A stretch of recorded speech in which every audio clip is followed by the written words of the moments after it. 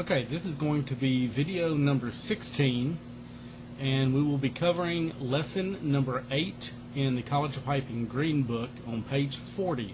If you have another tutor book, then you will find lessons on rhythm at some other point in the book. A lot of this material should be basically the same, might be in a different order. Now, this lesson on rhythm may take 2 or 3 videos. I'm not sure exactly how many videos it'll take yet because it's deceptively short chapter. In the College of Piping Green book, it is 1, 2, 3, 4.5 pages, and we could probably spend many lessons on it. But in any case, you notice I'm using a whiteboard this time instead of the practice chanter. Okay, first thing they talk about is the stave or the staff. So this is what all music is going to be written on, and it is basically just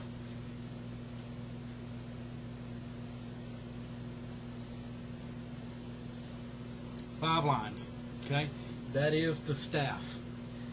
Most of the music that all the music we are going to be playing, at least the melody notes on our practice chanter as well as on the pipes, there are at least 2 staffs normally used in music. If you were to play in high school band or take piano, choral, even if you look at your hymn books, just about every hymn book I've ever seen, at least in the Protestants, I'm not sure on Catholic, I'm sure it's the same, but any kind of major music is going to have at least 2 staffs.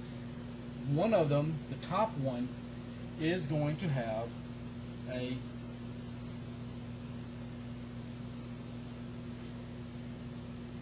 and let me draw that again. It's been a while since I've drawn a staff. Let's see here.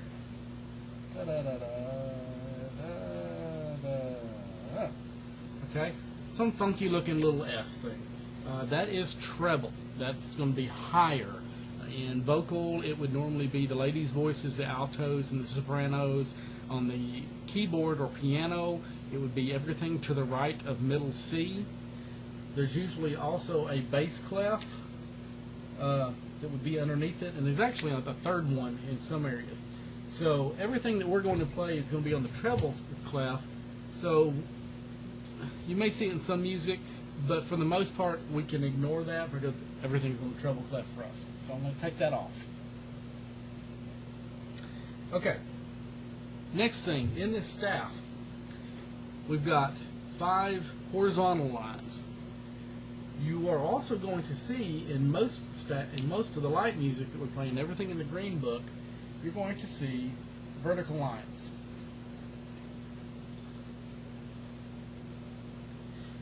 And depending on how long the music is and how it's been written out, there may be, and normally it's going to be 4 per line on most of our music. Okay, these are bar lines. So the vertical lines are bar lines. What is between 2 bar lines is a bar. So if somebody talks about play this bar, they're talking about between those 2 bar lines. It's also called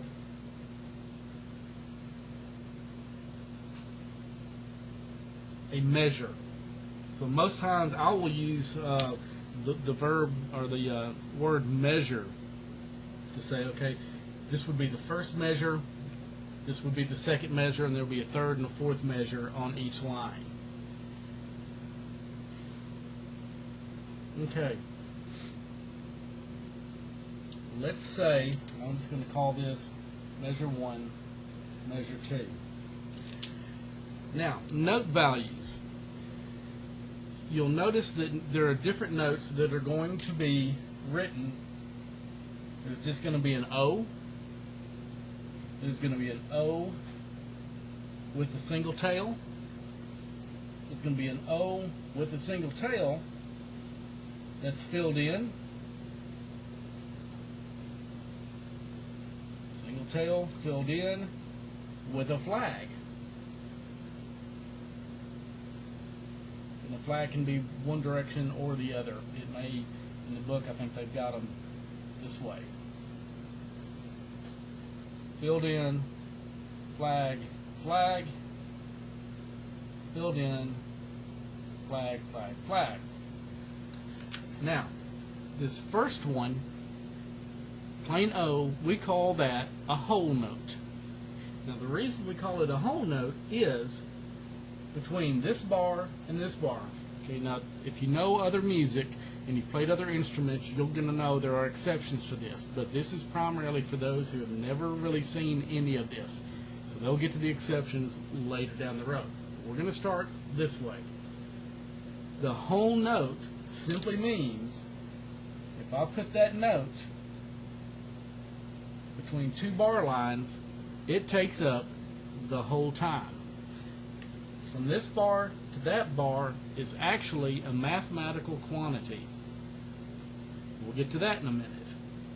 So we've got a mathematical amount here, and an O with no tail takes up all of it, the whole time. And this is actually from here to here is a measure of time. So it takes up the whole thing. If you take that O and add a single tail to it, the second one down here, this is half of the whole note over here. So if a whole note takes up a whole measure, a half note takes up a half of a measure. So to fill a measure, one way to fill it would be two half notes. So we do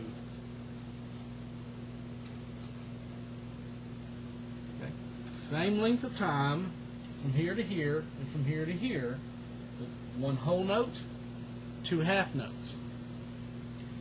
Now, if we fill one of these in,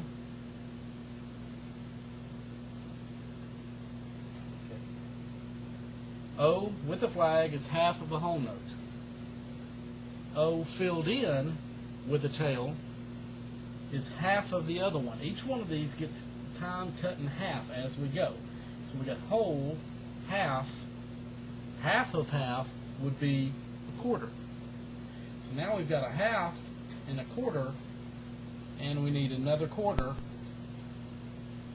to fill it out. Okay? Now then, and we can rearrange these in any order we want, as long as it fills it up. So we can do a quarter, a half. What order they're in doesn't matter. All that matters is we've got a quarter, a half, and a quarter, which equal 1. Now, what we're talking here is beats. The way we measure, the way we show how much time is in between these are beats. So what I'm going to do is I'm going to write a couple of numbers here. And this is going to be one of the easiest ones to figure out to start with, and then we can go from there. We've got two numbers. The bottom number is going to tell you which of these different notes gets one beat. So in this case, a 4 means quarter. So we got whole, half, quarter. Quarter note gets one beat. Top note tells us how many, 1, 2, 3, 4, 4 beats between a bar, between these bar lines. 4 beats within a measure. Quarter note gets one beat. Next video will pick up from there.